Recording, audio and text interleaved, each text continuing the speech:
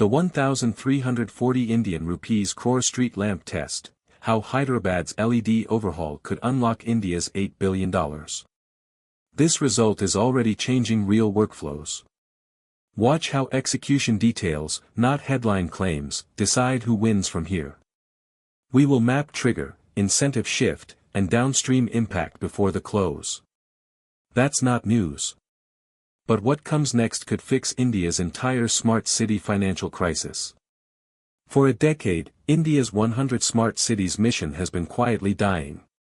78 cities can't sustain their infrastructure without government money. Solar-powered bus stops sit idle. Traffic systems run skeleton crews. The problem was always the same: no one modeled the recurring costs, sensors, cloud storage, control rooms. It was built on grant money, not revenue. Hyderabad just changed that equation.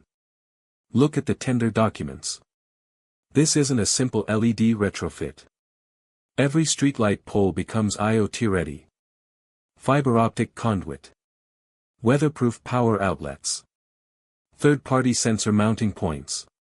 Translation: 250,000 powered, network nodes across a metro city, disguised as a lighting upgrade. Here's the financial engineering that no one's talking about. The LED conversion saves 180 Indian rupees crore annually in electricity costs. That gives a 7.4-year payback on the capital cost. But that's just baseline. The real play happens when you realize what those poles can do. First, traffic and mobility data licensing. Ola, Uber, OEMs, mapping companies, they all pay 40 Indian rupees to 60 lakh per square kilometer annually for real-time traffic flow data. Hyderabad covers 650 square kilometers. Multiply that out, 120 Indian rupees to 150 crore every year from anonymized movement data alone. Second, environmental monitoring credits. India's Air Quality Compliance Framework, effective January 2026, lets cities monetize verified emission reduction data. Street-level particulate sensors feeding into a certified network generate carbon credits. Estimates: 30 Indian rupees to 40 crore annually. Third, and this is the sleeper, telecom infrastructure leasing. 5G densification needs small cells every 200 to 300 meters in urban areas. Operators face a real estate nightmare.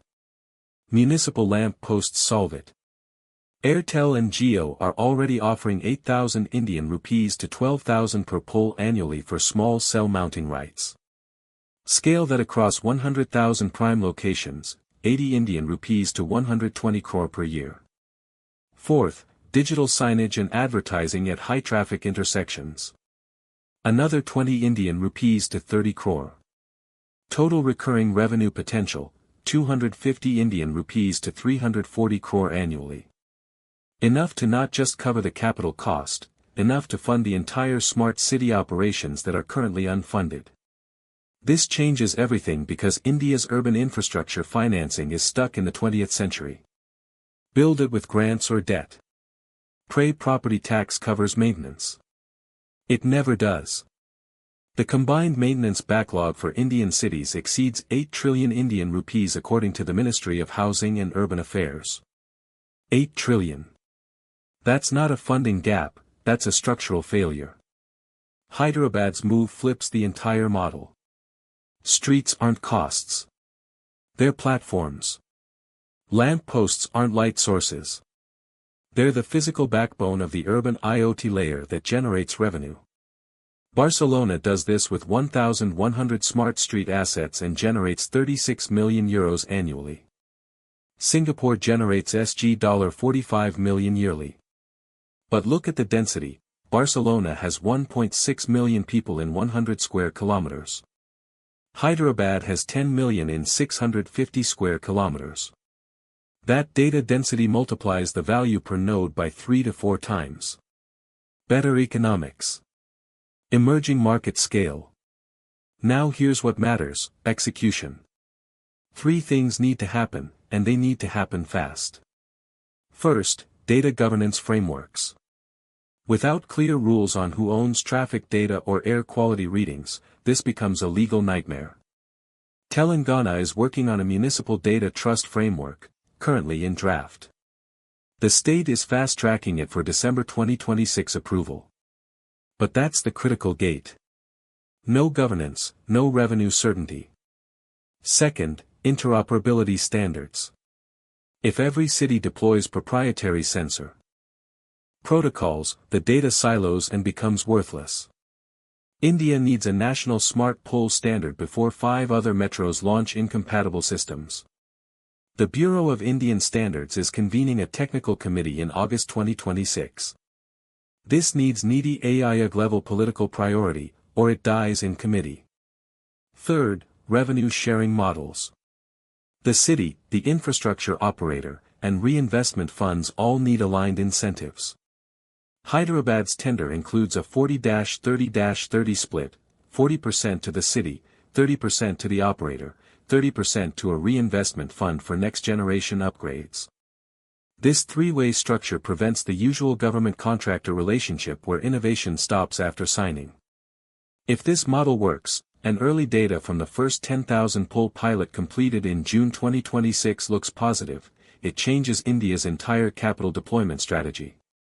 Water pipelines become broadband conduits. Bus rapid transit systems become mobile sensor networks. Metro rail construction becomes fiber infrastructure that pays for itself through data center leasing.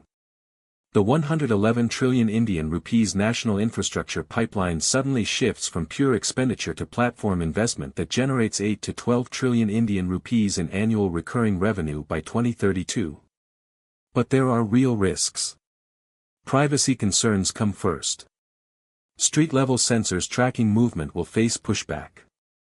Hyderabad has committed to transparent data anonymization and monthly compliance reports starting September 2026, but public trust takes time. Technical debt is next. IoT sensors have a 5 to 7 year replacement cycle. Cities must budget refresh costs from day one. Hyderabad's contract includes a 15% annual revenue refresh fund. Enforcement will be critical. Coordination failure comes last. If the Ministry of Power, Ministry of Urban Development, and Ministry of Electronics all try to control different aspects, the whole thing collapses. This needs a single nodal agency with real authority. Here's the timeline that matters. Between now and December 2027, 15 to 20 Indian cities will make their street lighting upgrade decisions. If Hyderabad demonstrates positive cash flow from its smart pole network by Q2 2027, every municipality in India will rethink how they approach linear infrastructure projects. 3 infrastructure-focused funds are reportedly raising smart city vehicles specifically for this, 4,500 Indian rupees to 6,000 crore in total capital. For multinationals in sensors and telecom equipment, India becomes the world's largest testbed for urban IoT business models. For municipal finance experts, this is the first credible path to self-sustaining smart cities. For citizens, if it works, it means better air quality data. Optimized traffic flows. Urban infrastructure that doesn't crumble from maintenance neglect. Hyderabad isn't just replacing old lights.